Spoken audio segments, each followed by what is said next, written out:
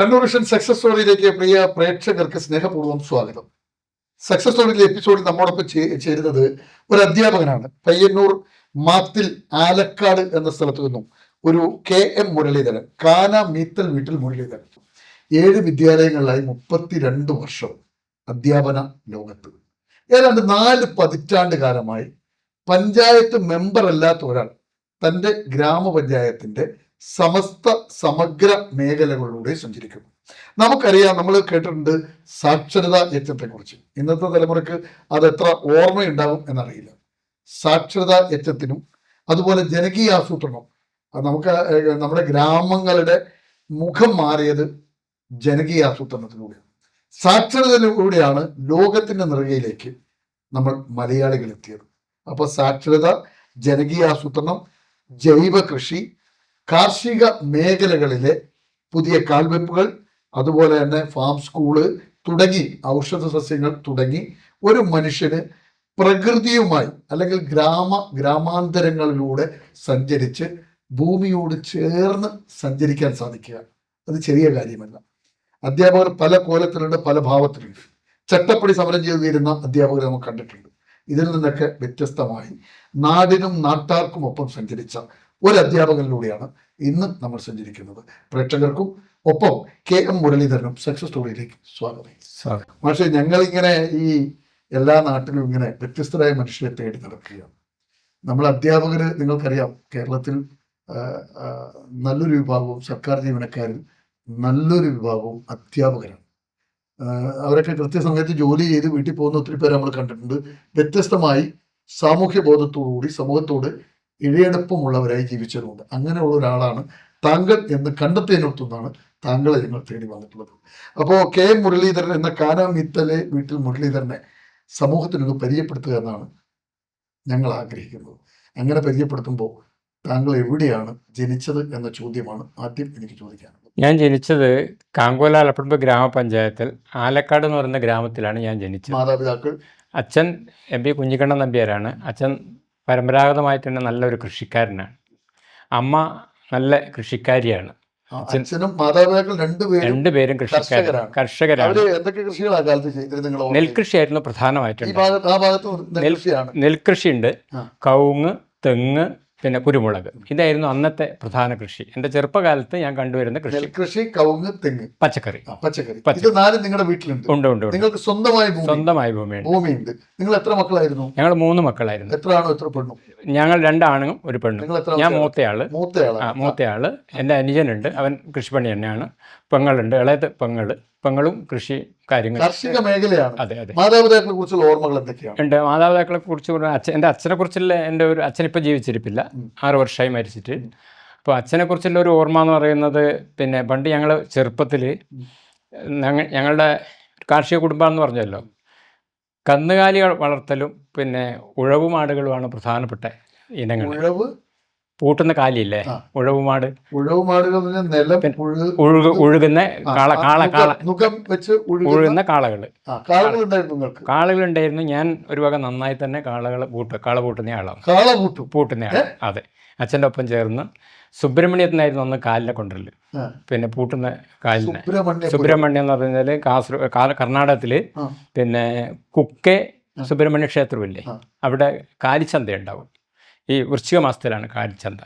അപ്പം നാട്ടിൽ നിന്ന് പിന്നെ കർഷകർ പോയിട്ട് അവിടെ നിന്ന് നല്ല കന്നിനെ തിരഞ്ഞെടുക്കും. അച്ഛൻ്റെ കൂടെ ഞങ്ങളും പോയിട്ടുണ്ട്. നടന്നിട്ട് കാലിനെ കൊണ്ട് വന്നിട്ടുണ്ട്. 3 രാത്രി 2 പകലും. എത്രയാണ് കിലോമീറ്റർ? കാസർഗോഡേക്ക് തന്നെ നമുക്ക് 90 കിലോമീറ്റർ ഉണ്ട്. പിന്നെ ഏകദേശം ഒരു 160-170 കിലോമീറ്ററിലധികം വരും. മെച്ചം വരും, അതിലും മെച്ചം വരും. അങ്ങോട്ട് ബസ്സിന് പോയി അങ്ങോട്ട് ബസ്സിന് പോവും. ഈ നിലം ഉഴുകാനുള്ള കന്നുകളെ പിന്നെ സെലക്ട് ചെയ്ത് വാങ്ങിയിട്ട് നടത്തി കൊണ്ടുവരും. എങ്ങനെയാ സെലക്ഷന്റെ സ്വഭാവം എന്ന് പറഞ്ഞാൽ എനിക്ക് ചെറിയ ഓർമ്മയാണ്, അച്ഛൻ്റെ കൂടെ പോയിട്ടില്ലേ. അപ്പോൾ പിന്നെ ഏറ്റവും അവിടെ വലിയ വാണ എന്ന് പറയുക ചന്ത. വാണൊക്കെ കാലിന് ഇങ്ങനെ കയറിന് കെട്ടിയിട്ടുണ്ട്. എത്ര കന്നുകാലികൾ ഉണ്ടാവും? അത് നൂറുകണക്കിനുണ്ട്. എത്ര ഏക്കർ സ്ഥലത്തായിരിക്കും? അത് ഒരു വയൽ അങ്ങനെ തന്നെയാണ്. അത് ആഴ്ചയിൽ ഒരിക്കലാണോ? അല്ലല്ല, കൊല്ലത്തിലൊരു തവണ. ഈ സുബ്രഹ്മണ്യ ക്ഷേത്രത്തിലെ പിന്നെ ഒരു വഴിപാട് നേർച്ച പോലെയാണ് അവിടെ ആളുകൾ പിന്നെ കാലിനെ കൊണ്ടുവരിക. ഇപ്പൊ വഴിപാടായി കൊടുക്കുന്ന അല്ല വഴിപാടായി കൊടുക്കുന്നതല്ല, അത് ആ സമയത്തിൽ അവരുടെ ഒരു ഇതിന്റെ ഭാഗമാണ്, വിശ്വാസത്തിന്റെ ഭാഗമാണ്. അവിടെ കൊണ്ടുപോയി അവിടുന്ന് ചന്ത വിൽക്കും. ചന്തയിൽ നിന്ന് വിൽപ്പന നടത്തും. ചന്തയിൽ നിന്ന് വിൽപ്പന നടത്തുമ്പോൾ നമ്മുടെ നാട്ടുകാർ പോയി കഴിഞ്ഞാൽ ഇവർക്ക് പിന്നെ നല്ല പിന്നെ വയലിൽ നന്നായി പണിയെടുക്കുന്ന കാളേനെ കണ്ടാൽ അറിയും. അതിന് ചില ലക്ഷണങ്ങളൊക്കെ ഉണ്ട്. പിന്നെ അതൊന്നും കൃത്യമായിട്ട് നമുക്കറിയില്ല, അച്ഛനെ നന്നായിട്ട് അറിയായിരുന്നു. അപ്പോൾ അതിൻ്റെ പിന്നെ ബോഡി ഷേപ്പ്, അതിൻ്റെ പിന്നെ കൊമ്പ്, പല്ല്, ഇതൊക്കെ നോക്കിയിട്ടാണ് പരിശോധിച്ചിട്ടാണ് ഏറ്റവും നല്ല നമുക്ക് ഇവിടെ ഒരു ദിവസം അല്ല, 4 ദിവസമായിട്ടും ചന്തയുണ്ട്.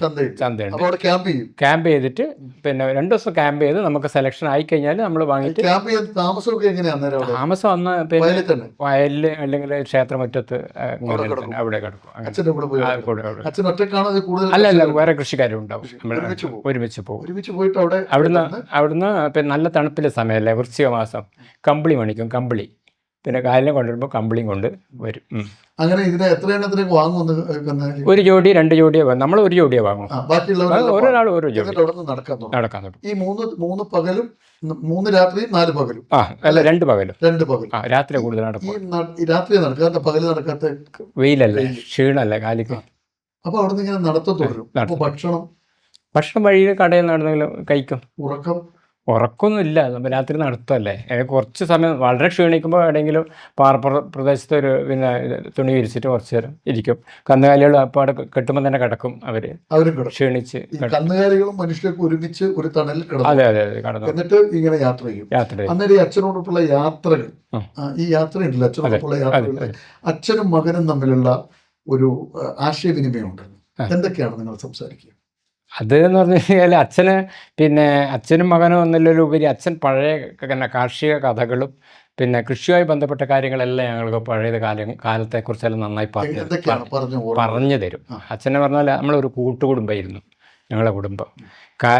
കുറച്ച് അത്യാവശ്യം ഭൂമിയെല്ലാം ഉണ്ട് അന്ന്. പിന്നെ ഈ നെൽകൃഷിയിൽ നിന്ന് കിട്ടുന്നത് ജമ്മിക്ക് വാരം കൊടുക്കണം. വളരെ കുറച്ച് മാത്രമേ മെച്ചം നിൽക്കൂ. കൃഷി ചെയ്താൽ ജന്മിത്ത കാലഘട്ടത്തിൽ കൃഷി ചെയ്താൽ ലഭിക്കുന്ന വരുമാനത്തിന്റെ ഒരു പങ്ക്, നല്ലൊരു ഭാഗം ജന്മിക്ക് കൊടുക്കണം. ബാക്കി കിട്ടുന്നതിനെ കൊണ്ടാണ് വീട്ടു ചെലവും കാര്യങ്ങളെല്ലാം പിന്നെ കൂട്ടുകുടുംബമായിട്ട് ഇങ്ങനെ പോകുന്നില്ല. പിന്നെ എൻ്റെ അറിവിൽ ഞങ്ങൾ 13 പേര് ഒരുമിച്ച്, പിന്നെ അച്ഛനും അച്ഛൻ്റെ പിന്നെ സഹോദരിമാരെ മക്കളും എല്ലാം കൂടി ഒരു വീട്ടിൽ, തറവാട് ഇപ്പോഴും ഉണ്ട് എൻ്റെ ഈ വീട്ടിന് വേണ്ടി മുട്ടി തന്നെ. അപ്പോൾ പിന്നെ അവിടെ കഴിഞ്ഞിരുന്നു. മിക്കവാറും ഞങ്ങൾ ഇപ്പോഴും അവരാരും സ്കാറ്റർ ചെയ്ത് പോയിട്ടില്ല, അടുത്തടുത്ത് തന്നെ ഉണ്ട്, വേറെ ആണെങ്കിൽ. അപ്പൊ യാത്രയിൽ ഈ കഥകളൊക്കെയാണ്, ഇങ്ങനെയുള്ള കാര്യങ്ങളൊക്കെ പറയും. ഈ നിലാവുള്ള രാത്രിയിലുള്ള നടത്തമൊക്കെ ഉണ്ട്. നല്ല നിലാവുള്ള രാത്രികളായിരിക്കും. വൃശ്ചിക മാസത്തിൽ നല്ല നിലാവല്ലേ, നല്ല തണുപ്പുണ്ടാവും. അപ്പൊ ഈ ചൂട്ടയൊക്കെ കത്തിച്ച് പിടിക്കണോ? അല്ല, അത് വേണ്ട. നമ്മളെ റോഡ് മാർഗം തന്നെയാണ് വരിക. സ്ട്രീറ്റ് ലൈറ്റ് ഇല്ലെങ്കിൽ ഒരു പ്രകൃതിയുടെ ഒരു വെളിച്ചമുണ്ട്. ഈ കന്നുകാലികൾക്ക് രാത്രി നടക്കാൻ കഴിയും. അവരെ പിന്നാലെ നമ്മൾ നടക്കാം. കന്നുകാലികൾ നമ്മളിപ്പോൾ പിന്നെ വേനൽക്കാലത്ത് ഇപ്പോൾ പിന്നെ വയലിൽ ഒഴുകാൻ പോകുമ്പോൾ, വേനൽക്കാലത്ത് പോകുമ്പോൾ 4 മണിക്ക് പോകും. അതിന് വിരിപ്പ് കൃഷി എന്നാണ് പറയുക. വെള്ളം ഉണ്ടാവില്ല, കട്ടയാണ്. കട്ട ഒഴുകാൻ പോകുമ്പോൾ ഒരു 4 മണിക്ക് വീട്ടിൽ നിന്ന് ഇറങ്ങിയാൽ കന്നുകാലികളെ ഇങ്ങനെ അയച്ചു വിട്ടാൽ അതിൻ്റെ പിന്നാലെ നമുക്ക് പോയി ഒന്നും പേടിക്കണ്ട. വഴികാട്ടികളാണ്. ബുദ്ധിയാണ്.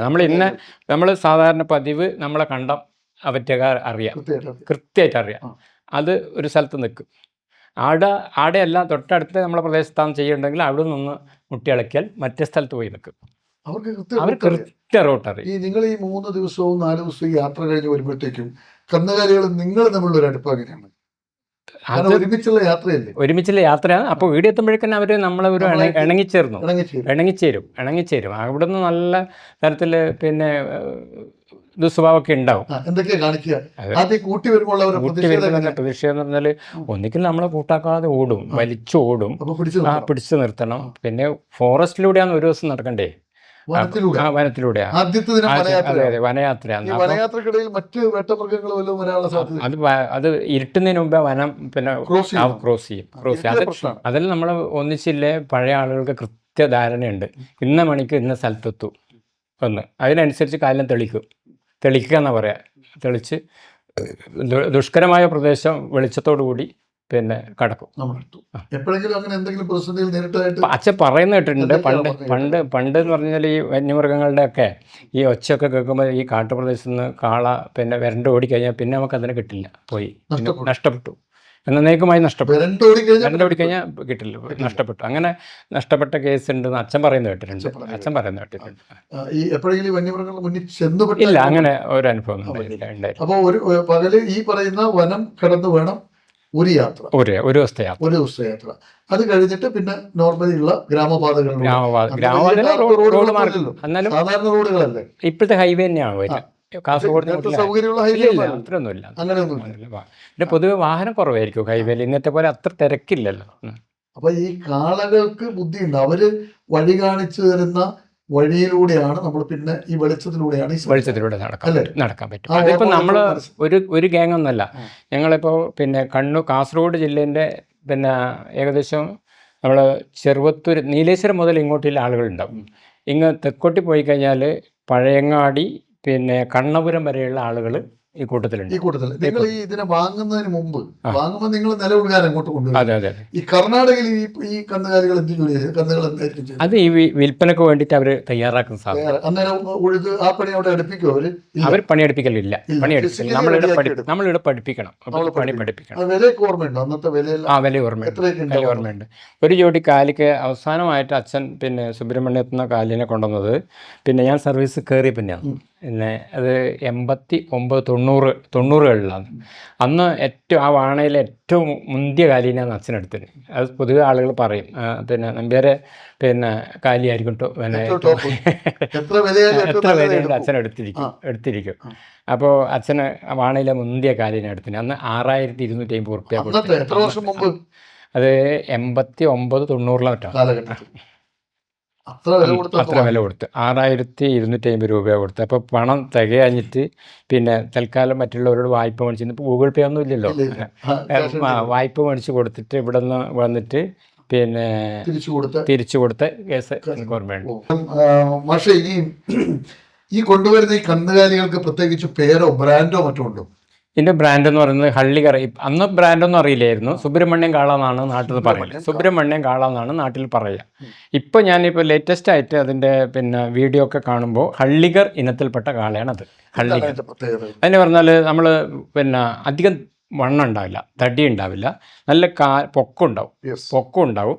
അതുപോലെ തന്നെ ഈ വയലിൽ പണിയെടുക്കാൻ പറ്റുന്ന നല്ല ബലമുള്ള കാലും കൈയൊക്കെ ആണ് അതിൻ്റെ ഒരു പ്രത്യേകത. നല്ല ശക്തരാണ്. കാണാൻ വലിയ ഇതില്ലെങ്കിലും ആള് ശക്തരാണ്. അത് കഴിഞ്ഞ് നിങ്ങൾ ആ കാലഘട്ടം, അപ്പോൾ നിങ്ങളുടെ ഒരു പഠന കാലഘട്ടം എങ്ങനെയാണ്? എവിടെയാണ് പ്രാഥമിക വിദ്യാഭ്യാസം? ഞാൻ വീട്ടിൻ്റെ അടുത്ത് തന്നെയുള്ള ഒരു എയ്ഡഡ് LP സ്കൂളിലാണ് പഠിച്ചത്. ദേവി സഹായ LP സ്കൂൾ, ആലക്കാട്. വീട്ടിന് അടുത്ത് തന്നെ ഒരു 100 മീറ്റർ മാത്രമേ ഉള്ളൂ. പ്രൈമറി വരെയാണോ? അവിടെ പ്രൈമറി പിന്നെ LP 4ാം ക്ലാസ് വരെ. 4ാം ക്ലാസ് വരെ.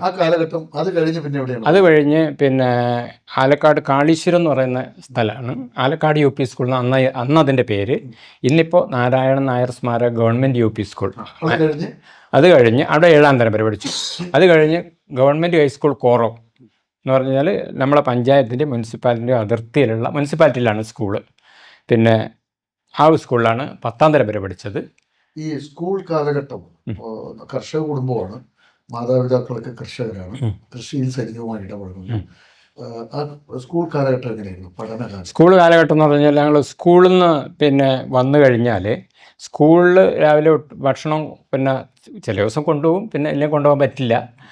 വൈകുന്നേരം വന്ന് വീട്ടിൽ നിന്ന് ഭക്ഷണം കഴിക്കും. പിന്നെ ഹോട്ടലോ കാര്യങ്ങളൊന്നും അവിടെ ഇല്ല. അതിനുള്ള സാമ്പത്തികവും പൊതുവെ കുറവാണ്. ഞങ്ങൾ കുറേ കൂട്ടുകുടുംബമായതുകൊണ്ട് തന്നെ കുറേ ആളുകളുണ്ടല്ലോ.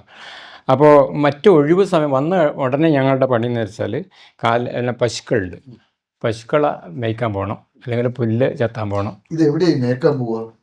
പാറ പ്രദേശം ഉണ്ട്, പിന്നെ വിജനമായ പാറ പ്രദേശമാണ്. എത്ര പശുക്കളായിട്ടാണ് പോവുക? അന്ന് ആ സമയത്ത് ഞങ്ങൾക്ക് 10-12 പശുക്കളുണ്ട്. ചെറിയ നാടൻ പശുക്കളാണ്. ഇന്നത്തെ പോലെ പാല് വിൽപ്പന കാര്യമൊന്നുമില്ല. നാടൻ വീട്ടാവശ്യത്തിനുള്ളത് പശു, പിന്നെ ചാണകം വേണമല്ലോ വയലിലിടാൻ, ആ ആവശ്യത്തിന് വേണ്ടുന്ന പോറ്റുന്ന കാലികളാണ്. പിന്നെ ശനിയും ഞായറും മിക്കവാറും ഞങ്ങൾക്ക് കന്നുകാലികൾ മേയ്ക്കൽ തന്നെയാണ് പണി. മറ്റു ദിവസങ്ങളിൽ മുതിർന്നവർ പോകും. പിന്നെ അതിപ്പോൾ പശുക്കൾക്കൊപ്പം തന്നെ നിങ്ങൾ ഈ കൊണ്ടുപോകുന്ന കന്നുകാലികളും ഉണ്ടാവും? ഉണ്ടാവും. എല്ലാം മേയ്ക്കുന്ന അനുഭവങ്ങൾ എന്താ? ഇതിനെങ്കിലും മേയ്ക്കാൻ വിട്ടിട്ട് നിങ്ങൾ ഫ്രീ ആണല്ലോ? ഞങ്ങൾ ഫ്രീ തന്നെ, കുറേ ഫ്രീ ആകുമ്പോൾ ഞങ്ങൾ ചെയ്യുന്ന പിന്നെ പ്രധാനപ്പെട്ട കാര്യം, പിന്നെ ഞങ്ങൾ കുറേ കുട്ടികളുണ്ടാവും. ശനി ഞായറും കുട്ടികളെല്ലാം അധികം ഞങ്ങളുടെ നാട്ടിലെ മിക്കവാറും കുട്ടികളെല്ലാം പാർക്ക് തന്നെ. അവർ മുതിർന്നവർക്ക് 2 ദിവസം ലീവ് കിട്ടുമല്ലോ. വിജനമായ പാറപ്രദേശം, ചെങ്കൽപ്പാറ പ്രദേശം. അത് പിന്നെ ഗവൺമെന്റിന്റെ മിച്ച പ്രോപ്പർട്ടി, പുല്ലുണ്ട്, ഇഷ്ടം പോലെ പുല്ല്. ഇതിന് വൈകുന്നേരം ഉച്ചക്ക് പിന്നെ 2 പേര് അവിടെ നിന്നിട്ട് ഭക്ഷണം കഴിക്കാൻ വരും. പിന്നെ പോയിട്ട് 2 പേര് വരും. ഇല്ല. ഞങ്ങള് പിന്നെ അന്ന് പ്രധാനപ്പെട്ട നാടൻ കളികളുണ്ട്. കുടുകുടു. ഇന്നത്തെ കബഡിന്റെ പഴയ രൂപമുണ്ട്. കുടുകുടു. അത് 10 പേരിലുണ്ടാവും ചില സമയത്ത്. കുടുകുടു കബഡിന്റെ ഒരു ഒരു കേട്ടില്ല. കുടുകുടു എന്നാണ് പറഞ്ഞത്. അത് കളി. പിന്നെ അവി കളിക്കൽ എന്ന് പറയും. വെള്ളമുണ്ട്, പാറപ്രദേശത്ത് വെള്ളം കെട്ടി നിൽക്കുന്ന സ്ഥലമുണ്ട്, പാറക്കുളം എന്ന് പറയും. അതിൽ നീന്തിയിട്ട് അവി കളിക്കുക. ഇങ്ങനെ തൊട്ടിട്ട് ഇങ്ങനെ നീന്തിപ്പോയി തൊടുക, അവി കളിക്കൽ. പിന്നെ ഷോഡി എന്ന് പറഞ്ഞിട്ടൊരു സാധനമുണ്ട്. ഷോഡി എന്ന് പറഞ്ഞാൽ 8 കട്ടം വരച്ചിട്ട് നടുക്ക് ഒരു ലൈന് വരക്കും. അപ്പോൾ ഒരു 2 ടീമാണ്. ഒരു ടീമിൽ 5 ആൾ 6 ആളെല്ലാം ഉണ്ടാവും. അപ്പോൾ ഇങ്ങനെ അവരെ നടുക്കിയ ഒരാൾ ഇങ്ങനെ വരക്കും, ഒരാൾ നിൽക്കും. അപ്പോൾ അവരെ ഒന്നും ഇടയിൽ പെടാതെ അവർക്ക് നമ്മൾ ടച്ച് കൊടുക്കാതെ, പിടിക്കാൻ കൊടുക്കാതെ ഇടയിലെ കൂടെ ഇങ്ങനെ പോയി ഇങ്ങനെ വരുന്ന ഒരു കളിയാണ്. പിന്നെ അതുപോലെ കാടിയുണ്ട്. കാടി പറഞ്ഞാൽ മഞ്ചാടി, ചുവന്ന കുരു. അത് പാർക്കുണ്ടാവും, അല്ല പാർക്കുണ്ടാവും, പറമ്പിലും ഉണ്ടാവും. മഞ്ചാടി ചെടിയുണ്ട്, ഇപ്പോഴും ഉണ്ട്. അല്ല, മഞ്ചാടി കഴിക്കലില്ല മഞ്ചാടിക്കുരു. അപ്പം അത് 8-16 കട്ടമുണ്ട്. കാട്ടിപ്പല എൻ്റെ വീട്ടിലുണ്ട്. പിന്നെ ഞങ്ങൾ പാറക്ക് കുഴിയിട്ടിട്ട് പാറ പറഞ്ഞാൽ അതിൽ മണ്ണിലെ സ്ഥലം ഉണ്ടല്ലോ, പൊയിലെന്ന് പറയും. പ്രദേശത്തിന് പറയുന്നത് മൊത്തം പാറ. അതിൽ പൊയിലുണ്ട്, പാറയുണ്ട്, പൊയിലും ഉണ്ട്. പൊയില് എന്ന് പറഞ്ഞാൽ മണ്ണിലെ പ്രദേശം. ഈ പൊയിലെന്നൊക്കെ പറഞ്ഞാൽ നിങ്ങൾക്കല്ലേ ആ ഭാഷ മനസ്സിലാവുള്ളൂ. അതെ, മണ്ണിലെ പ്രദേശം. ഈ പാറേൻ്റെ ഇടയിൽ കുറച്ച് ഇങ്ങനെ മണ്ണിലെ പ്രദേശമാണ് പൊയില് എന്ന് പറയുന്നത്. ആ പ്രദേശത്ത് പിന്നെ ഏതെങ്കിലും പരിങ്കാൻ ചോട്ടിലോ അല്ലെങ്കിൽ വലിയ മരത്തിൻ്റെ ചോട്ടിലോ കുഴിയിട്ടിട്ട് 2 പേര് ചേർന്ന് കളിക്കാൻ പറ്റിയൊരു കളിയാണ് കാടി. ഇങ്ങനെ പിന്നെ എണ്ണം പഠിക്കാനും കുട്ടികൾക്ക് നമ്മൾ പിന്നീട് ഞങ്ങൾ സ്കൂളിലൊക്കെ പഠിപ്പിക്കുമ്പോൾ എണ്ണം പഠിക്കാനൊക്കെ ആ കളി കുറച്ച് നന്നായിട്ട് ചെയ്തു കൊടുക്കാൻ കഴിയും. വെള്ളത്തിലുള്ളത് ഫിസിക്കലി ആരോഗ്യം കിട്ടുന്നത്. ഇത് മെൻ്റലി, പിന്നെ കബഡി ഫിസിക്കലി ആണ്, പിന്നെ ഇത് മെൻ്റലിയാണ്. വേറെ പിന്നെ ഈ കണ്ടർച്ചെണ്ട് എന്ന് പറയും. കണ്ടർച്ചെണ്ട് എന്ന് പറഞ്ഞു കഴിഞ്ഞാൽ ചെറിയ പന്ത് ഉപയോഗിച്ചിട്ട്, പന്തൊന്നും ഉണ്ടാവില്ല. നമ്മൾ എന്ത് ചെയ്യുന്ന വെച്ചാൽ ഈ തുണിയൊക്കെ വരിഞ്ഞ് കെട്ടി ചെറിയ പന്താക്കി, ഈ ഉത്സവം കഴിഞ്ഞ് കഴിഞ്ഞാൽ ഉത്സവ ചന്തയിൽ നിന്ന് നമുക്ക് ബലൂൺ കിട്ടൂലേ. ഇപ്പോൾ കളരിക്കാൽ ഉത്സവം ഇപ്പോൾ ജനുവരി 24-നാണ്, ജനുവരി 8-ന്.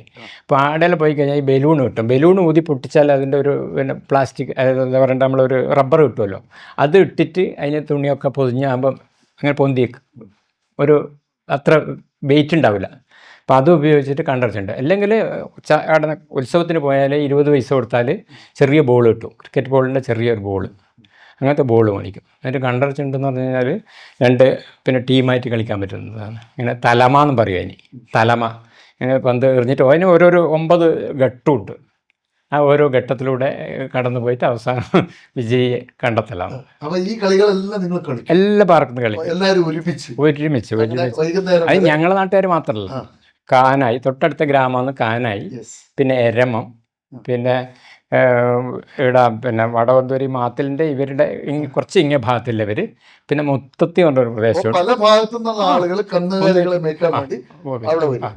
അപ്പോൾ കന്നുകാലികളെ മേയ്ക്കുന്നു, തിരിച്ചു വരുന്നു. ശനി ഞായർ ദിവസം. ഈ സ്കൂൾ കാലഘട്ടം നിങ്ങൾ എങ്ങനെയാണ് ഓർമ്മ? ക്ലാസ്, അധ്യാപകര്, പഠനം, പാഠപുസ്തകങ്ങള്, ആ ഒരു അന്തരീക്ഷമൊക്കെ എങ്ങനെയാണ് സർ? അന്നത്തെ പിന്നെ പാഠപുസ്തകങ്ങൾ, പിന്നെ അധ്യാപന കാലം എന്ന് പറഞ്ഞു കഴിഞ്ഞാൽ നമ്മളൊരു ശരാശരി വിദ്യാർത്ഥി മാത്രമാണ്. മറ്റൊന്നും കൊണ്ടുമല്ല, അത്യാവശ്യം വലിയ തെറ്റില്ലാതെ പഠനം മുന്നോട്ട് കൊണ്ടുപോകുന്ന ആളാണ്. പിന്നെ പൂർണ്ണമായും പഠനത്തിൽ മാത്രം ഒതുങ്ങി നിൽക്കാൻ നമുക്ക്. സ്കൂളിലുണ്ടായിരുന്നത് പിന്നെ സ്പോർട്സ് ഉണ്ടായിരുന്നു, പിന്നെ അതുപോലെ തന്നെ കലാപ്രവർത്തനങ്ങളിലും ചെറിയ തോതിൽ നമ്മൾ അതിൽ നിന്നെല്ലാം ഞാൻ സ്കൂൾ ജീവിതത്തിൽ അതിൽ നിന്നെല്ലാം മാറി നിൽക്കുന്ന പഠനം തന്നെയായിരുന്നു പ്രധാനം. പഠനം പ്രധാനം.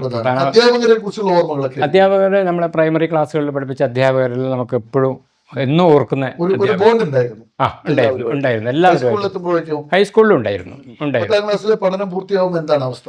നിങ്ങളുടെ ഈ 10ാം ക്ലാസ്സിൽ എത്തിക്കുമ്പോൾ കൊച്ചു കൊച്ചു മോഹങ്ങൾ ഉണ്ടാവും നമുക്ക്. എന്തായിരുന്നു നേരത്തെ മോഹം? ഒരു അങ്ങനത്തെ പ്രത്യേകിച്ച് ഒരു പ്രൊഫഷണൽ മോഹമൊന്നും എനിക്ക് ഉണ്ടായിരുന്നില്ല. എൻ്റെ ഒരു ആഗ്രഹം എന്ന് പറയുന്നത് പിന്നെ നന്നായി പഠിക്കുക. എൻ്റെ അച്ഛൻ എപ്പോഴും പറയുന്ന ഒരു കാര്യമുണ്ട്. അച്ഛൻ തരുന്ന ഉപദേശം എന്ന് വെച്ചാൽ നന്നായി പഠിക്കുക, നല്ലോണം പഠിക്കുക. ജോലി രണ്ടാമത്തെ കാര്യമാണ്. ഒന്നുമില്ലെങ്കിൽ നീ കാർഷിക വൃത്തി ചെയ്ത് പിന്നെ മുന്നോട്ട് പോകണം. നിങ്ങൾക്ക് കിട്ടിയ അനുഭവ സമ്പത്ത് എന്താണ്? ഏറ്റവും വലിയ സമ്പത്ത് തന്നെ. ഞങ്ങൾ എത്ര പഠിക്കുന്നുണ്ടാവും പഠിപ്പിക്കാൻ അച്ഛൻ തയ്യാറായിരുന്നു. പിന്നെ വായ്പ വാങ്ങിയിട്ടും പഠിപ്പിക്കാൻ അച്ഛൻ തയ്യാറായിരുന്നു. ഭക്ഷണക്രമം എന്ന് പറഞ്ഞാൽ നമ്മളധികവും പിന്നെ വെജിറ്റേറിയൻ ആണ്. നോൺ വെജ് വല്ലപ്പോഴും നോൺ വെജ് ഉപയോഗിക്കാറുള്ളൂ. വെജിറ്റേറിയൻ ആണ്. സാധാരണ വീട്ടിലുണ്ടാക്കുന്ന പിന്നെ കുത്തരി ചോറ് തന്നെയാണ്. നമ്മൾ ചോറ് കഞ്ഞിയാണ്. വിഭവങ്ങൾ പറഞ്ഞാൽ നാടൻ പിന്നെ കാമ്പ്, കൂമ്പ്, പിന്നെ ചേമ്പ്, വായ, കടയിൽ നിന്ന് മേടിക്കുന്ന ഒറ്റ പച്ചക്കറി ഒരു സാധനം എല്ലാം വീട്ടിലുണ്ടാക്കുന്നത്. പിന്നെ നമ്മളെ ഒരു സമീപകാലത്താണ് ഈ തക്കാളി, ഉരുളക്കിഴങ്ങ് പോലെയുള്ള ഞങ്ങളൊരു കോളേജിലൊക്കെ പഠിക്കുന്ന സമയത്താണ് അതിൻ്റെയൊക്കെ രുചിയൊന്ന് അറിഞ്ഞത്. രുചിയൊന്നും അറിയില്ല. അല്ല, ഇല്ല, നമ്മളെ നാട് പീടികളിലൊന്നും ഇല്ല സാധനം.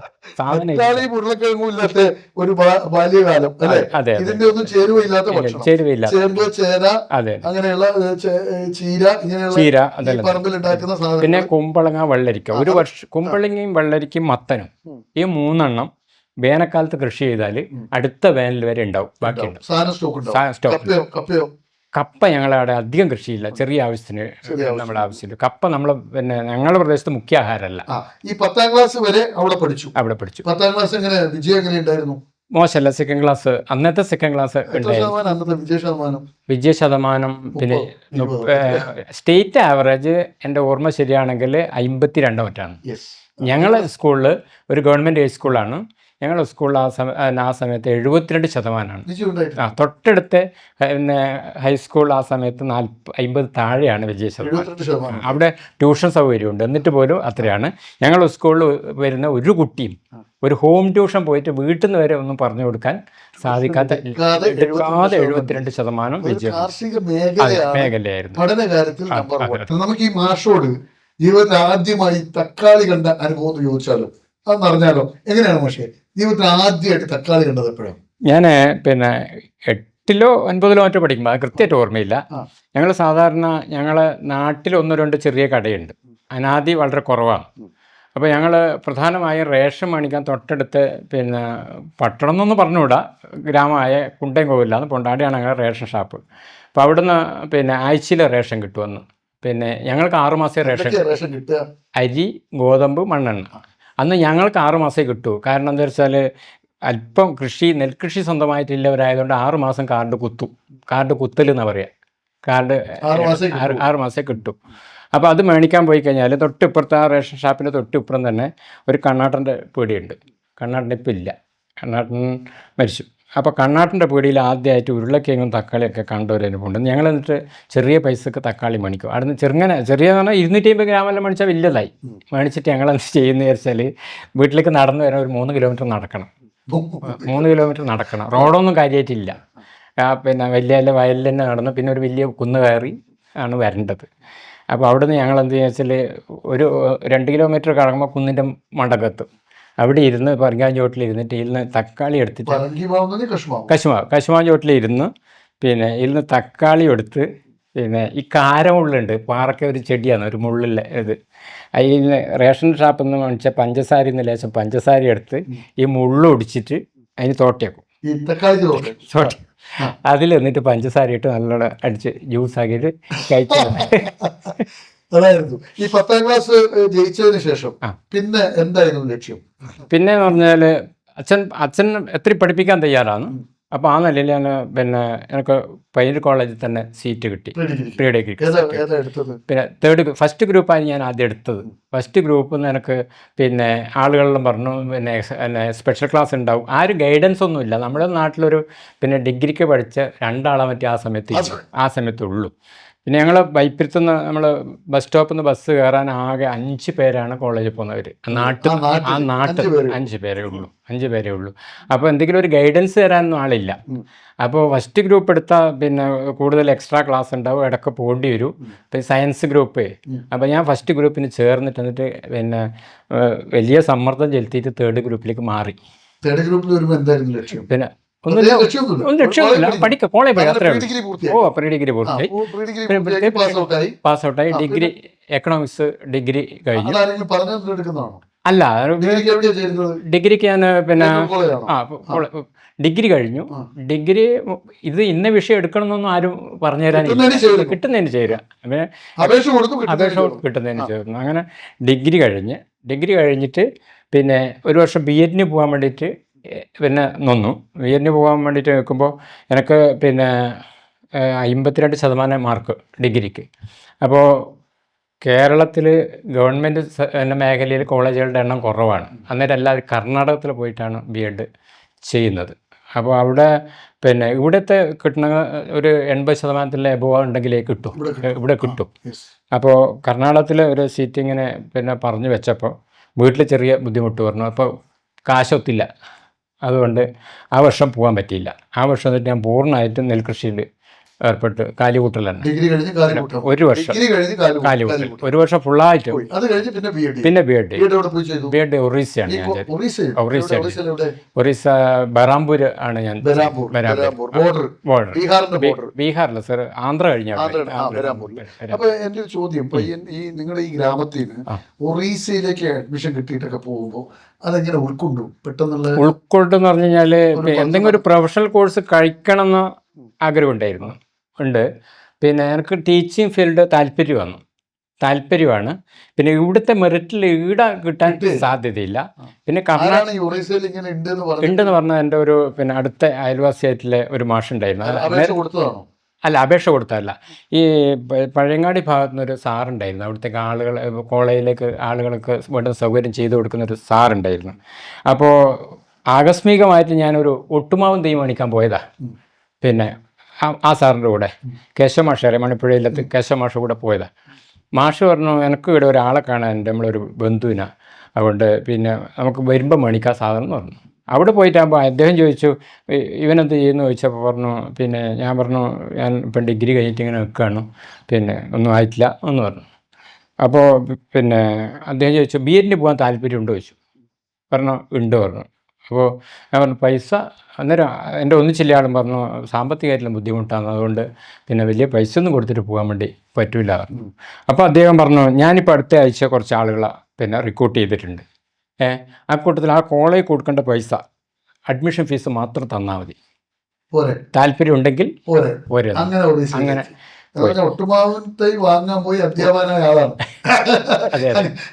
അങ്ങനെയല്ല പറയുന്നത്. ഒരു വർഷത്തെ കോഴ്സ്, ഒരു വർഷം, 1 ഇയർ 10 മാസം. അപ്പോൾ BEd കഴിയുന്നു. അവിടെ എന്തെങ്കിലും പ്രത്യേകിച്ച് അനുഭവങ്ങളുണ്ട്? പഠനം മാത്രം? ഇല്ല, പഠനം മാത്രം, വേറെ ആക്ടിവിറ്റീസ്. ഇവിടെ വരുന്നു. വന്നിട്ട് പിന്നെ ഞാൻ എംപ്ലോയ്മെൻറ്റ് രജിസ്റ്റർ ചെയ്തു. എംപ്ലോയ്മെൻറ്റിൽ രജിസ്റ്റർ ചെയ്തിട്ട് ഒരു വർഷം പിന്നെ 9A1 ആയിട്ട്, അന്ന് 9A1 എന്നാണ് പറയുക, റെഗുലർ പിന്നെ എംപ്ലോയ്മെൻറ്റ് സർവീസിൽ ചെറുതാഴം ഗവൺമെൻറ് ഹൈസ്കൂളിൽ. അപ്പോൾ ഇന്നത്തെ മാടായി പിന്നെ മണ്ഡലത്തിൽപ്പെടുന്ന പിന്നെ ഹൈടെക് സ്കൂളാണ്. അന്ന് അത് താച്ചഡ് ഷെഡും ഒരു ഓലപ്പൊരിയും. അല്ല, ഹൈസ്കൂൾ 1 മുതൽ 10 വരെ ഉണ്ട്. എനിക്ക് ഹൈസ്കൂളിലാണ് പോസ്റ്റിങ്. HS സോഷ്യൽ സയൻസ് ആയിട്ടാണ് പിന്നെ പോസ്റ്റിങ് കിട്ടിയത്. അവിടെ അന്ന് തുടങ്ങി. പിന്നെ അതിൻ്റെ ഇടയിൽ 2 വർഷം പിന്നെ സമാന്തര വിദ്യാഭ്യാസ സ്ഥാപനത്തിൽ പണിയെടുത്തിരുന്നു. അതെ. 7 വിദ്യാലയം. പിന്നെ പ്രൈമറി ഉണ്ട്, ഹൈസ്കൂളുണ്ട്, പിന്നെ അനൗദ്യോഗികമായിട്ട് ഹയർ സെക്കൻഡറിയിലും പഠിപ്പിച്ചിട്ടുണ്ട്.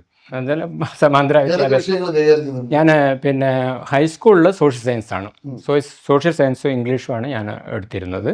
പിന്നെ പ്രൈമറിയിൽ എല്ലാ വിഷയവും എടുക്കാൻ പിന്നെ LP ക്ലാസ്സിൽ എല്ലാ വിഷയവും എടുക്കണം. UP ക്ലാസ്സിൽ ഞാൻ പിന്നെ അധികകാലം UPയിലാണ് പഠിപ്പിച്ചത്. UPയിൽ സോഷ്യൽ സയൻസ്, മാത്സ്, മലയാളം. ഈ 32 വർഷം മുമ്പ് നിങ്ങൾ സർവീസിൽ കയറുമ്പോൾ കണ്ട കുട്ടികൾ, ആ, നിങ്ങൾ വിരമിക്കുമ്പോൾ കണ്ട കുട്ടികൾ, 2 തലമുണ്ടല്ലോ. 2 തലമുണ്ട്. അതൊന്ന് വിലയിരുത്താൻ പറ്റുമോ? അതിപ്പോൾ 2 തലം എന്ന് പറഞ്ഞു കഴിഞ്ഞാൽ പിന്നെ അങ്ങനെ നമുക്ക് ഒരു വിലയിരുത്തൽ പറ്റുമെന്ന് എനിക്ക് തോന്നുന്നില്ല. എന്നിരുന്നാലും അതെ അതെ അതെ വ്യതിയാനം, വ്യത്യാസം. ആ, അന്ന് നമ്മളെ ക്ലാസ്സിലെ കുട്ടികളെന്ന് പറയുന്നത് പിന്നെ അധികവും വളരെ അനുഭവിക്കുന്ന കുട്ടികളാണ്.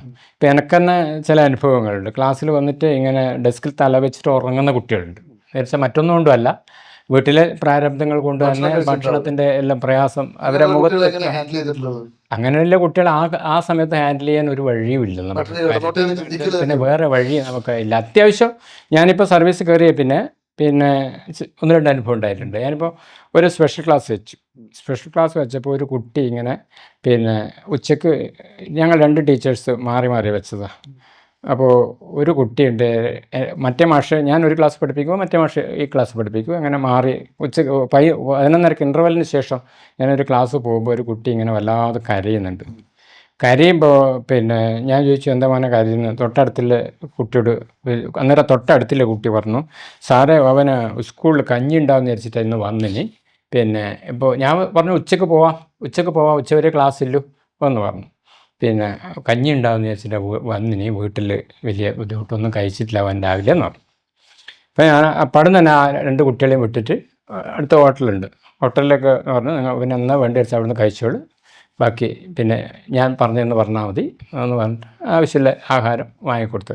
അതെൻ്റെ മനസ്സിൽ വല്ലാതെ തട്ടിയ ഒരു സംഭവമാണ്.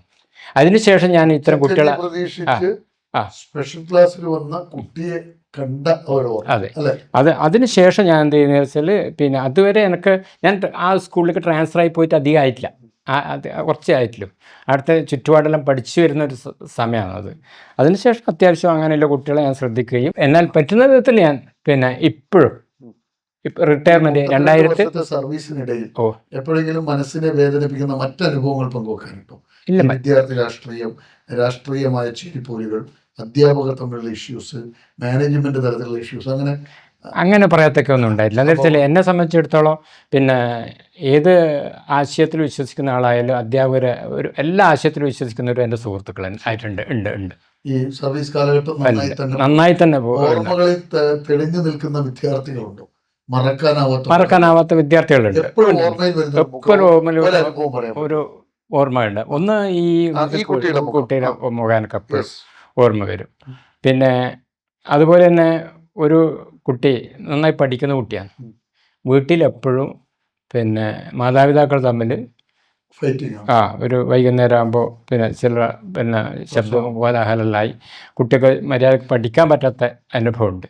അപ്പോൾ 1-2 തവണ അവർ പഠിപ്പ് നിർത്തും, അല്ലെങ്കിൽ TC മേടിച്ച് വരെ സ്കൂളിൽ പോകുന്നൊക്കെ പറഞ്ഞപ്പോൾ ഞങ്ങൾ 1-2 ടീച്ചേഴ്സ് ഇടപെട്ട് അവരെ വീടുകളിൽ പോവുകയും, അത് സ്ഥിരമായി ചെയ്യുന്ന തന്നെ, ഇപ്പോൾ വീടുകളിൽ പോവുകയും അവരെ പറഞ്ഞ് ബോധ്യപ്പെടുത്തുകയും അത്യാവശ്യം ആ കുട്ടികൾക്ക് പഠിക്കാൻ ആവശ്യമായത് സൗകര്യങ്ങൾ ചെയ്തു കൊടുക്കുകയും ചെയ്യും. ഇപ്പോഴും ചേർന്ന് നിൽക്കുന്നുണ്ട്. അപ്പം ഞാൻ പറയാൻ ആഗ്രഹിക്കുന്നില്ല. പക്ഷേ ഈ പഞ്ചായത്ത് തലത്തിൽ ഒരു 4 പതിറ്റാണ്ട് കാലത്തെ താങ്കളുടെ പ്രവർത്തനം പറയുന്നു, അത് എപ്പോഴാണ് തുടങ്ങുന്നത്, എങ്ങനെയാണ് തുടങ്ങുന്നത്? 1984 തൊട്ട് ഞാൻ പഞ്ചായത്തുമായിട്ട് ബന്ധപ്പെട്ടു. എങ്ങനെയാണ് ആദ്യം? അതായത് അന്ന് ഈ ജനകീയ ആസൂത്രണമോ അങ്ങനെയുള്ള കൂട്ടായ്മയോ കാര്യങ്ങളൊന്നും ഇല്ലാത്ത സമയത്ത് അത്യാവശ്യം നാട്ടിൽ ഇങ്ങനെ പൊതുപ്രവർത്തനവും വിദ്യാഭ്യാസവും എല്ലാം ആയി പോകുമ്പോൾ നാട്ടിലുള്ള കുറേ അത്യാവശ്യം ആളുകൾ എന്തെങ്കിലും പഞ്ചായത്തുമായി ബന്ധപ്പെട്ട കാര്യങ്ങൾ ചെയ്യിക്കാൻ നമ്മളോട് ആവശ്യപ്പെടും. ഞങ്ങളുടെ നാട്ടിൽ അങ്ങനെ വലിയ വിദ്യാഭ്യാസം ഉള്ളവർ കുറവാണ്. എനിക്ക് വലിയ വിദ്യാഭ്യാസം ഉണ്ടായിട്ടില്ല, എന്നാലും ഒരു ഇടപെടാൻ പറ്റുന്ന ഒരാളെന്നില്ല ആൾക്ക് ആശുപത്രി പോകാൻ, ഇതൊക്കെ മിക്കവാറും ഞങ്ങളെ കുറച്ച് ആളുകളെയാണ് സമീപിക്കാറ്. അങ്ങനെ വരുമ്പോൾ പഞ്ചായത്ത് ആയി ബന്ധപ്പെട്ട് അവിടുത്തെ എന്തെങ്കിലും പ്രശ്നങ്ങൾ പരിഹരിക്കുന്നതിനോ അതിനൊക്കെ ആയിട്ട് ബന്ധപ്പെട്ട് പോയി. ആദ്യമായിട്ട് ഇടപെടുന്ന ഇപ്പൊ ജനകീയാസൂത്രണമാണോ, സാക്ഷരത യജ്ഞമാണോ, ജൈവ കൃഷിയാണോ, ഏതിലാണ് ആദ്യം ഞാൻ ഫോക്കസ് ചെയ്തത് 87 RFLP എന്ന് പറഞ്ഞിട്ട് റീജിയണൽ ഫങ്ഷണൽ ലിറ്ററസി പ്രോഗ്രാം, എന്താണ് പ്രവൃത്യുന്മുഖ പിന്നെ സാക്ഷരതാ പരിപാടി, പ്രവൃത്യുന്മുഖ സാക്ഷരത തൊട്ട് മുമ്പ് അതിന്റെ പ്രൈമറിയിൽ. അതായത് അന്നത്തെ പ്രവർത്തനം എന്ന് പറഞ്ഞു കഴിഞ്ഞാൽ പിന്നെ ഈ എഴുതാനും വായിക്കാനും അറിയാത്ത ആളുകളെ അവർ ഇടപെടുന്ന മേഖലയിൽ പിന്നെ ഊന്നൽ നൽകിക്കൊണ്ട് ആ മേഖലയായി ബന്ധപ്പെടുത്തി ആവശ്യമായ അവർക്ക് എഴുത്തും വായനയും പഠിപ്പിക്കും. Functional literacy. ആ സമയത്ത് ഈ സാക്ഷരത എഴുതാനും അറിയാത്ത എത്ര പ്രശ്നം ഉണ്ടാവും മനുഷ്യന്മാർ? അന്ന് ഞങ്ങളുടെ നാട്ടിൽ ഒരു 15-20% ഉണ്ട്. എങ്ങനെയാണ് സാക്ഷരത യജ്ഞത്തിലേക്കാണ് പിന്നെ കിടക്കുന്നത്? അതിന്റെ പ്രവൃത്തി എത്ര വർഷം നീണ്ടുന്നു? എങ്ങനെയാണ് ഈ RFLP എന്ന് പറയുന്നത് ഒരു 1-2 വർഷം കഴിയുമ്പോൾ പിന്നെ ഈ സമ്പൂർണ്ണ സാക്ഷരതയുടെ ഫീൽഡിലേക്ക് നമ്മൾ വന്നു. ഈ RFLPൻ്റെ പഞ്ചായത്ത് പിന്നെ സൂപ്പർവൈസറായിരുന്നു ഞാൻ. അന്നേരം ഞങ്ങളുടെ പഞ്ചായത്തിൽ 13 സെൻറ്ററാണ് ഉണ്ടായിരുന്നത്, 13 കേന്ദ്രങ്ങൾ. RFLPക്ക് എന്ന് പറഞ്ഞാൽ അന്ന് പിന്നെ കേന്ദ്ര ഗവൺമെൻറ് ഒക്കെ സഹായത്തോട് കൂടിയിട്ട് നടത്തിയ ഒരു പരിപാടിയാണ്. അപ്പോൾ ആ ഓരോ സെൻറ്ററിൽ ഈ പ്രൈമറി പഠനം എഴുതാനും വായിക്കാനും പഠിപ്പിക്കൽ തന്നെയാണല്ലോ. പിന്നെ അതെ, അല്ല അത് രണ്ട് വ്യത്യാസമുണ്ട്. ഈ RFLPക്ക് പിന്നെ വേണ്ടുന്ന എല്ലാ സഹായവും അന്ന് ഗവൺമെൻറ്റിൽ നിന്ന് പിന്നെ കിട്ടിയത് ബ്ലോക്ക് മുഖാന്തരം. അതായത് അവിടെ പഠിപ്പിക്കേണ്ട റാന്തൽ, പിന്നെ പഠിതാക്കൾക്കുള്ള പുസ്തകം, പിന്നെ എഴുത്തുപകരണങ്ങൾ, ഇങ്ങനെയല്ല. ഇതെല്ലാം ഇല്ല കറണ്ടൊന്നും. അത് ഏതെങ്കിലും ഒരു വീടിന്റെ, മിക്കവാറും വീടിന്റെ വരാന്തയിൽ. അന്ന് പൊതുസ്ഥാപനങ്ങളിലെ കുറവാണ്. അതിൽ 13 സെന്ററിൽ ഒരു 3 എണ്ണം മാത്രമാണ് പൊതുസ്ഥാപനങ്ങളിൽ ഇങ്ങനെ വീടിന്റെ വരാന്തയിൽ റാന്തൽ കത്തിച്ചു വെച്ചിട്ട് ഒരു 70 മേലെ 60 മേലെ. അവരാദ്യം നിങ്ങളോട് പങ്കുവെച്ച ആ ഒരു പഠനത്തെക്കുറിച്ചുള്ള അവരുടെ ജിജ്ഞാസകൾ അല്ലെങ്കിൽ അവരുടെ ആശങ്കകൾ, അവരുടെ സംശയങ്ങൾ എന്തൊക്കെയായിരുന്നു? അവര് പിന്നെ ആദ്യം എന്ന് വെച്ചാൽ അവർക്കിത് ഉൾക്കൊള്ളാൻ ചെറിയ പ്രയാസമുണ്ടല്ലോ. ഇത് പിന്നെ അവര് പങ്കുവെച്ച് നമുക്കിതെല്ലാം ആവുമോ ഒരാശങ്കയാണ് മിക്കവാറും ആളുകൾക്ക് അന്ന് ഉണ്ടായത്. പിന്നെ ഈ ആളുകൾ ഈ വയസ്സാം കാലത്ത് പഠിക്കാൻ പോകുന്നു എന്നുള്ള ഒരു പിന്നെ ഇത് ചിന്ത, ഇങ്ങനെയുള്ള ഒരു ചെറിയ ആശങ്കയില്ല. മറ്റ് അവർക്ക് പ്രശ്നങ്ങളൊന്നും ആദ്യം ഈ അമ്മ ഭയങ്കര ഉത്സാഹം, അവരാ മാനസികാവസ്ഥ നമുക്ക് അളക്കാൻ പറ്റില്ല. എക്സ്പ്രസ് ചെയ്താൽ ഭയങ്കര സന്തോഷത്തോട് തൊട്ടടുത്തില്ല സ്ലേറ്റിൽ എഴുതിയ തൊട്ടടുത്ത് കാണിച്ചു കൊടുക്കും. പിന്നെ അവരെന്നെ പഠിതാക്കളും പിന്നെ ഇത് ഇൻസ്ട്രക്ടറുമായി ആവുന്ന ഒരു നിലയിൽ.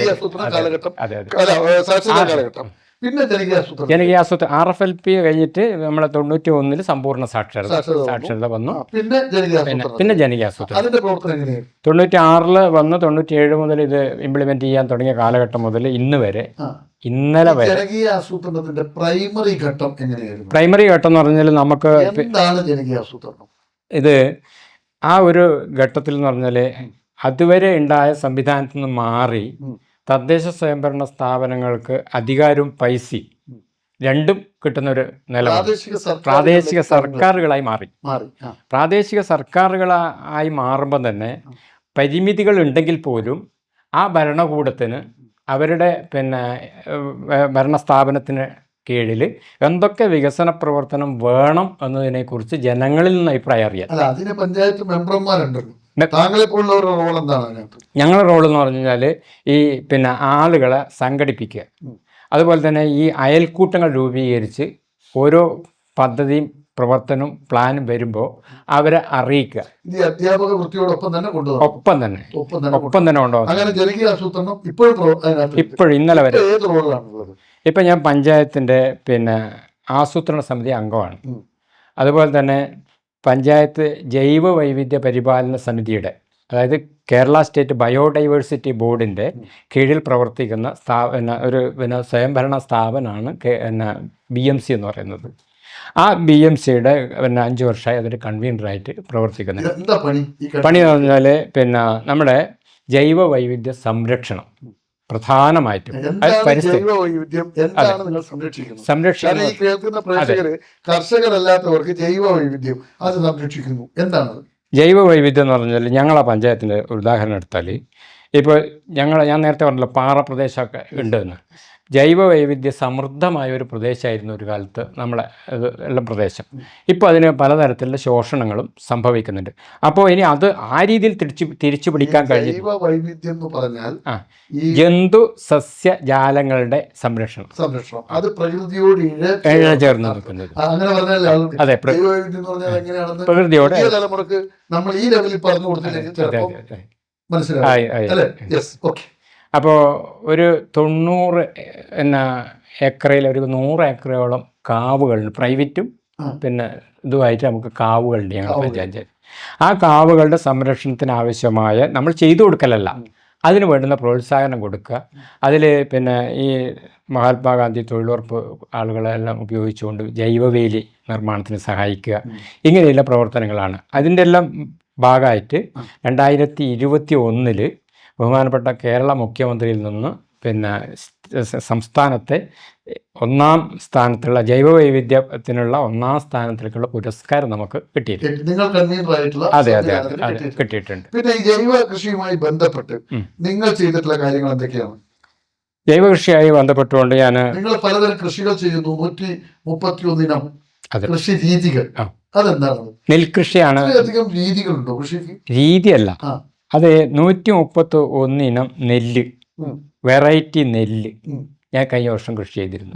131 ഇനം വെറൈറ്റി നെല്ല് ഗ്രോ ബാഗിലാണ്. 23 എണ്ണം പാടത്ത് കൃഷി ചെയ്തു, കുറച്ച് വലിയ തോതിൽ. നിങ്ങൾ കണ്ടെത്തിയതാണോ? അല്ല, ശേഖരിച്ചതാണ്. അപ്പൊ അത്ര ഇനം നെല്ലുകളുണ്ട്. അതെ. എത്ര വിത്തുകൾ ഉണ്ടാവും മൊത്തത്തില്? എൻ്റെ കയ്യിൽ ഇപ്പോൾ ഏതാണ്ട് 380-ലധികം വെറൈറ്റി നെൽവിത്തുകളുണ്ട്, ശേഖരമുണ്ട്. ഈ കാർഷിക പൈതൃക മ്യൂസിയം എന്നൊരു ആശയം ഉണ്ടെന്ന് പറഞ്ഞു, എന്താണ് അതിന്റെ പറഞ്ഞു കഴിഞ്ഞാല് പിന്നെ ഒന്ന് ഈ വെറൈറ്റി നെൽവിത്തുകൾ, അതുപോലെ തന്നെ നമ്മൾ പരമ്പരാഗതമായി കാർഷിക മേഖലയിൽ ഉപയോഗിച്ചിരുന്ന കാർഷിക ഉപകരണങ്ങളുണ്ട്, പ്രത്യേകിച്ച് നെൽകൃഷിയായി ബന്ധപ്പെട്ട്. എൻ്റെ അച്ഛൻ്റെ കാലം മുതലില്ല കയ്യിൽ ഏകദേശം 200ഓളം സാധനങ്ങൾ എൻ്റെ കയ്യിലുണ്ട്. അപ്പം അതിപ്പോൾ നമ്മൾ എൻ്റെ വീട്ടിൽ 2 മുറിയിലായിട്ട് ഇങ്ങനെ ഡബ്ബ് ചെയ്തിട്ടാണ് ഉള്ളത്. അതൊരു മ്യൂസിയം ആക്കിയിട്ട്. ഔഷധ സസ്യങ്ങൾ എന്ന് പറഞ്ഞാൽ പിന്നെ ഔഷധ സസ്യങ്ങൾ എൻ്റെ പറമ്പിലും നട്ടു വളർത്തുന്നതുമായി ഏകദേശം ഒരു 100-ലധികം ഔഷധ സസ്യങ്ങൾ ഇപ്പോൾ എനിക്ക് പേരറിയാവുന്നവന് ഉണ്ട്. ചില എല്ലാ ഔഷധ സസ്യങ്ങളും നമ്മൾ നട്ട് പരിപാലിക്കാനാവില്ല, അത് അങ്ങനെ ആകുമ്പോൾ അതിൻ്റെ വംശനാശം വരുന്നതല്ലാണ്ട്. ഫാം ഹൗസ് എന്ന് പറഞ്ഞാൽ കാഴ്ചപ്പാടെന്ന് പറഞ്ഞു കഴിഞ്ഞാൽ അതുപോലെ പിന്നെ ഇതൊക്കെ കാണാൻ പിന്നെ വർഷങ്ങളായിട്ട് ഞാൻ പഠിപ്പിച്ച സ്കൂളിൽ ഇപ്പോഴും പിന്നെ കാസർഗോഡ്, കണ്ണൂർ ജില്ലകളിലെ പല വിദ്യാലയങ്ങളിൽ നിന്നും ഇതൊക്കെ കാണാനായിട്ട് കുട്ടികൾ ഇപ്പോഴും വരുന്നുണ്ട്. കഴിഞ്ഞ ആഴ്ച പിന്നെ ഇത് അഗ്രികൾച്ചർ BSc പഠിക്കുന്ന രാജസ്ഥാനിലെ 2 കുട്ടികൾ, രാജസ്ഥാനിൽ അഗ്രികൾച്ചർ BSc പഠിക്കുന്ന 2 കുട്ടികളുണ്ട്. ഞങ്ങൾ നാട്ടുകാരനെയാണ് പഠിക്കുന്നത്. അപ്പോൾ അതിൻ്റെ റിസർച്ചുമായി ബന്ധപ്പെട്ട കാര്യത്തിന് കുറച്ച് കാര്യങ്ങൾ അറിയാൻ വേണ്ടിയിട്ട് ഒരു ഡോക്യുമെൻ്ററി ഞാൻ തയ്യാറാക്കിയിട്ടുണ്ട്. നെൽകൃഷിയുടെ വിത്ത് മുളക്കുന്നത് മുതൽ അത് കൊയ്ത് പത്തായത്തിലിടുന്നത് വരെയുള്ള ഘട്ടങ്ങൾ പിന്നെ കൃത്യമായിട്ട് ഒരു 6 മാസം. കാരണം ഒരു നെല്ല് നട്ട് മുളച്ച് പിന്നെ അത് ഇതാകുന്ന ഒരു 4 മാസം ആ പീരീഡ്. ഡോക്യുമെന്റേഷൻ എന്ന് പറഞ്ഞാൽ ഒരു വലിയ ഡോക്യുമെന്റേഷൻ എന്നൊന്നും പറഞ്ഞോളാം.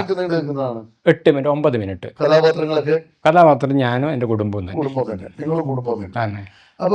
ഡോക്യുമെന്റേഷൻ എന്ന് പറഞ്ഞോ ഒരു വിവരണം എന്ന് പറയാം. കാരണം ഇതൊക്കെ കാണുമ്പോൾ ഈ പുതിയ ജനറേഷനിലെ ആളുകൾ കാണാൻ വരുന്നുണ്ട് ഇതൊക്കെ. തീർച്ചയായിട്ടും അവരുടെ ഒരു ആകാംക്ഷ എങ്ങനെയാണ്? ആകാംക്ഷ എന്ന് പറഞ്ഞാൽ കുട്ടികൾ വന്നു കഴിഞ്ഞാൽ എൻ്റെ വയലിൽ നിന്ന് ഇറങ്ങല് പോകാൻ തന്നെ വലിയ ബുദ്ധിമുട്ടാണ്. ഇഷ്ടമാണ്, വളരെ സ്നേഹിക്കുന്നുണ്ട്. ഈ മേഖലയിലേക്ക് ആളുകൾ കടന്നു വരുന്നുണ്ടോ? ഈ മേഖലയിലേക്ക് ഇപ്പം ചെറിയ ഒരു പോസിറ്റീവായിട്ടുള്ള ഒരു ചിന്ത വന്നിട്ടുണ്ട്. ഈ ഗ്രൂപ്പ് പിന്നെ ആയിട്ടും ഈ നമ്മുടെ പാടശേഖരമൊക്കെ ആയി വന്നിട്ട് ചെറിയൊരു ഉണർവ് വന്നിട്ടുണ്ട്. ഈ കൃഷിയുടെ ഭാവി, നിങ്ങളുടെ ഈ ജീവിതാനുഭവം വെച്ച് കാർഷിക മേഖലയുടെ ഒരു ഭാവി എന്താണ്? കാർഷിക മേഖലയുടെ ഭാവി എന്ന് പറയുന്നത് അതിൽ നമ്മൾ നല്ല രീതിയിൽ ശ്രദ്ധിച്ചാൽ അത് പിന്നെ നല്ല രീതിയിൽ കൊണ്ടുപോകാൻ കഴിയുന്ന തന്നെയാണ് എൻ്റെ ഒരു സമൂഹത്തിൽ പൊതുവെയുള്ള കാഴ്ചപ്പാടെന്ന് പറയുന്നത്. ആധുനിക സമൂഹത്തിന് കൃഷിയുമായി അത്ര ഒരു നല്ല അനുഭവപൂർവമായ കാഴ്ചപ്പാടല്ല കാണുന്നത്. നിങ്ങളുടെ നാട്ടിൽ ഇപ്പോൾ എത്ര കൃഷി നിലനിൽക്കുന്നുണ്ട്? ഞങ്ങളുടെ നാട്ടിൽ ഇപ്പോഴും ഒരു 90% കൃഷി നിലനിൽക്കുന്നു. അങ്ങനെ നിലനിൽക്കുന്ന എത്ര നാടുകൾ ഉണ്ടാവും നമ്മുടെ നാട്ടിൽ? എത്ര പഞ്ചായത്തുകൾ ഉണ്ടാവും ശരിക്കും? ഗ്രാമപ്രദേശങ്ങളിലെ പഞ്ചായത്തുകളല്ല ഏകദേശം. പയ്യന്നൂർ മണ്ഡലം ഇപ്പോൾ തരിശുരഹിത മണ്ഡലമാക്കി ഉണ്ട്. കിലയിൽ എന്ന് പറഞ്ഞാൽ കില എന്ന് പറയുന്നത് തൃശ്ശൂർ കേന്ദ്രമായിട്ടുള്ള പിന്നെ ഈ തദ്ദേശ സ്വയംഭരണ സ്ഥാപനങ്ങളുടെ മെമ്പർമാർക്കും അതുപോലെ തന്നെ പിന്നെ പ്രവർത്തകർക്കെല്ലാം ആവശ്യമായ പരിശീലനം കൊടുക്കുന്ന ഒരു സ്ഥാപനമാണല്ലോ കില. അപ്പോൾ നമ്മൾ പഞ്ചായത്തിൽ അതിൻ്റെ റിസോഴ്സ് പേഴ്സൺ എന്ന നിലക്കാണ് ഞാനിപ്പോൾ പ്രവർത്തിച്ച് വരുന്നത്. ഇപ്പോൾ ജനകീയാസൂത്രണവുമായി ബന്ധപ്പെട്ടുകൊണ്ട് അവർക്ക് പദ്ധതി ആസൂത്രണം, നിർവഹണം, അതുപോലെ തന്നെ അവർക്ക് ബോധവൽക്കരണവുമായി ബന്ധപ്പെട്ട് ഒരു പുതിയ ആശയം വരുമ്പോൾ അതിൻ്റെ ക്ലാരിഫിക്കേഷൻ കൊടുക്കുക, ഇങ്ങനെയുള്ള കാര്യങ്ങൾക്കെല്ലാം വേണ്ടുന്ന സഹായം ചെയ്തു. നഗരവൽക്കരണമാണല്ലോ കേരളം നഗരമായി മാറിക്കഴിഞ്ഞു. നിങ്ങൾ ഈ പറയുന്ന ഒരു ഗ്രാമീണ പശ്ചാത്തലം ഇനി എത്ര നാൾ എന്ന ചോദ്യം ഞാൻ ഉന്നയിച്ചാൽ നിങ്ങൾക്ക് എന്താണ് മറുപടി? ഗ്രാമീണ പശ്ചാത്തലം എത്ര നാൾ എന്നത് ചോദിക്കുമ്പോൾ അതിനൊരു മറുപടി പറയുന്നതിന് മുമ്പ് തന്നെ എനിക്ക് തോന്നുന്നത് അത് ഓരോരോ പ്രദേശത്തെ ആളുകളുടെ മനോഭാവത്തിനനുസരിച്ചിരിക്കും. നിങ്ങൾ നൽകുന്ന സന്ദേശം എന്താണ് പൊതുസമൂഹത്തിന്? അതായത് പിന്നെ നഗരവൽക്കരണം ആവശ്യമാണ്. ആവശ്യം എന്ന് പറഞ്ഞാൽ ആധുനിക സമൂഹത്തിൽ നഗരവൽക്കരണത്തിലേക്ക് പോവാതെ നമുക്ക് മുന്നോട്ട് പോകാൻ വേണ്ടി കഴിയില്ല. അതുപോലെ തന്നെ ഹൈടെക് പിന്നെ ഇല്ലാതെ നമുക്ക് മുന്നോട്ട് പോകാൻ വേണ്ടി കഴിയില്ല. പക്ഷേ വേണം. അതോടൊപ്പം നമ്മൾ നമ്മൾ ഈ നിലയിലേക്ക് എത്താൻ ഏത് നിലയിൽ നിന്നാണ് നമ്മൾ വന്നത് എന്ന ഒരു ബോധം മറക്കരുത്. നമ്മുടെ സമയം കഴിഞ്ഞു. മുരളീധരൻ മാഷ് പറഞ്ഞു വെക്കുന്നത് മനുഷ്യർ വന്ന വഴി മറക്കരുത്. നാളത്തെ തലമുറയ്ക്ക് വേണ്ടി നമ്മൾ ചില കരുതലുകൾ വേണം. കഴിഞ്ഞുപോയ തലമുറകളുടെ കരുതലാണ് ഇന്നത്തെ നമ്മുടെ ജീവിതത്തിന്റെ കരുത്ത്. അതുകൊണ്ട് തന്നെ കടന്നു പോകുന്ന നമ്മൾ ഓരോരുത്തരും പ്രകൃതിയോട് നമുക്ക് ചില കടമകളും കടപ്പാടുകളുമുണ്ട്. അത് ഓർമ്മിപ്പിക്കുകയാണ് മുരളീധരൻ മാസ്റ്റർ. അദ്ദേഹം കടന്നു വന്ന ജീവിത വഴികൾ ഓരോന്നോരോന്നായി ഇനിയും പറഞ്ഞു തീർന്നിട്ടില്ല. എൻ്റെ കയ്യിൽ ചോദ്യങ്ങളിട്ട് തീർന്നിട്ടുമില്ല. പക്ഷേ നമുക്ക് എല്ലാത്തിനും ഒരു സമയമുണ്ട്, സമയപരിധിയുണ്ട്. മുരളീധരൻ മാസ്റ്റർ ചേർത്ത് പിടിക്കുന്നത് പോലെ പ്രകൃതിയെ ചേർത്ത് പിടിക്കാൻ, മനുഷ്യരെ ചേർത്ത് പിടിക്കാൻ, നമ്മുടെ ഗ്രാമങ്ങളെ ചേർത്ത് പിടിക്കാൻ നാം ഓരോരുത്തരും തയ്യാറായാൽ നാളത്തെ തലമുറയ്ക്ക് നമ്മൾ ഒരു കൈത്താങ്ങാവും. നമ്മൾ ഇവിടുന്ന് ജീവിച്ച് തീർന്നു പോകുമ്പോൾ ഒരു കരുതൽ വേണം എന്ന് മാത്രമാണ് സക്സസ് സ്റ്റോറിക്ക് പറയാനുള്ളത്. അതിന് ഈ അനുഭവം ധാരാളമാണ്. അറിയണം, കേൾക്കണം, പഠിക്കണം മുരളീധരൻ മാസ്റ്ററുടെ ജീവിതം എന്ന് മാത്രം പറഞ്ഞുകൊണ്ട് സക്സസ് സ്റ്റോറി എപ്പിസോഡ് ഇവിടെ അവസാനിപ്പിക്കുകയാണ്. പ്രേക്ഷകർക്കും മാഷർക്കും സക്സസ് സ്റ്റോറി നന്ദി, നമസ്കാരം.